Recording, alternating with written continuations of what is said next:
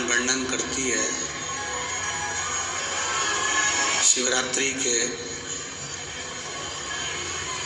महाशिवरात्रि जब आए वो तीसरे नंबर पर कहलाए।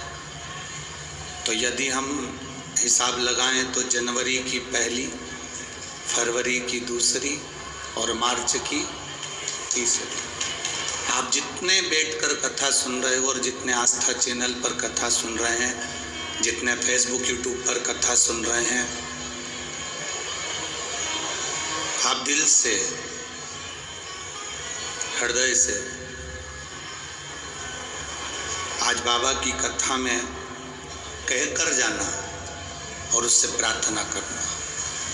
भजन करोगे उसका फल भी ज़्यादा मिलेगा, प्रार्थना करोगे उसका फल भी ज़्यादा मिलेगा, दान कर रहे हो उसका फल भी ज़्यादा मिलेगा, भूखे को भोजन करा रहे हो उसका फल भी ज़्यादा मिलेगा। और तीसरी शिवरात्रि तक इंतज़ार करना कि तुमने 10 रुपया 5 रुपया दान किया या किसी को भोजन कराया या पानी पिलाया या तुमने स्मरण करा।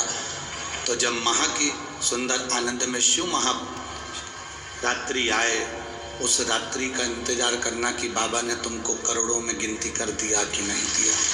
बदल आनंद में दे, खाली नहीं जाता यहाँ से। बाबा अगर आप कथा सुन रहे हैं, भक्ति कर रहे हैं, भजन कर रहे हैं तो खाली नहीं जाए।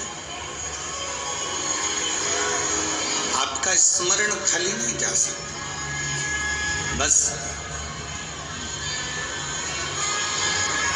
जरूरी नहीं कि भक्ति का दिखावा करा जाए या भजन का दिखावा करा जाए तो भगवान प्रसन्न होगा, ना।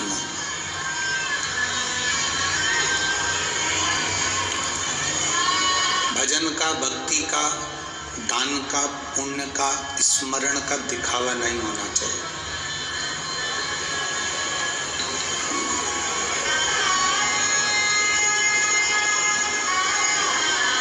किसी को मत दिखाओ कि हम कितनी भक्ति करते हैं।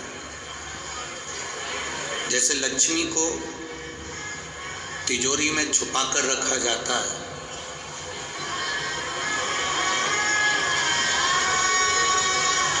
घर की बहू बेटी को पर्दे में रखा जाता है, उसी तरह भगवान शंकर की भक्ति अपने दिल में छुपा कर रखो, किसी के सामने प्रस्तुत मत करो कि तुमने अपनी भक्ति कितनी करी। एक राजा नगर में भ्रमण के लिए निकला और राजा जब घूमते घूमते भ्रमण के लिए निकला तो जंगल में पहुंचा। तो जंगल में उसने क्या देखा कि एक कुटिया बनी हुई है, कोई संत उसमें बैठे होंगे, कोई अच्छा सा आश्रम दिख रहा है।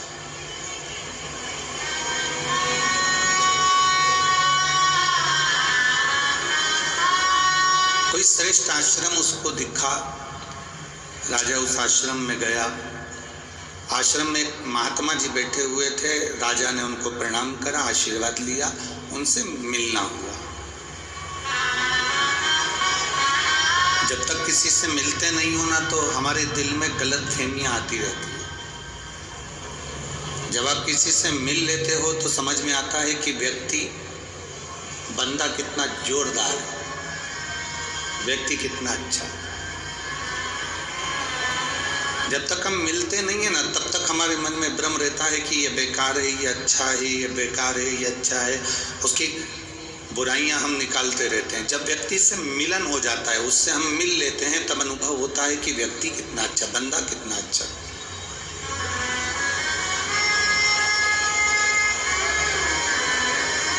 गुरु नानक देव जी ने तो अपने शिष्यों से कहा, गुरु नानक देव जी ने बाले से भी कहा और अपने जितने शिष्य थे उनके 4-5 सबसे कहा।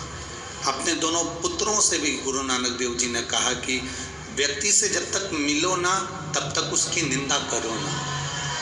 आप पहले मिलो तो कि वो निंदा करने के लायक है कि अच्छा बोलने के लायक है। किसी ने तुम्हारे कानों में आकर कह दिया कि वो व्यक्ति बुरा है और तुम उसकी निंदा में लग गए। किसी ने तुम्हारे पास में आकर कह दिया कि वो व्यक्ति बेकार है और तुम उसकी निंदा में लग गए। ना ना, गुरु नानक देव जी कहते हैं कि निंदा ना करिए। गुरु नानक देव जी कहते हैं सबसे पहले उसको परखो कि वो ठीक है कि नहीं है।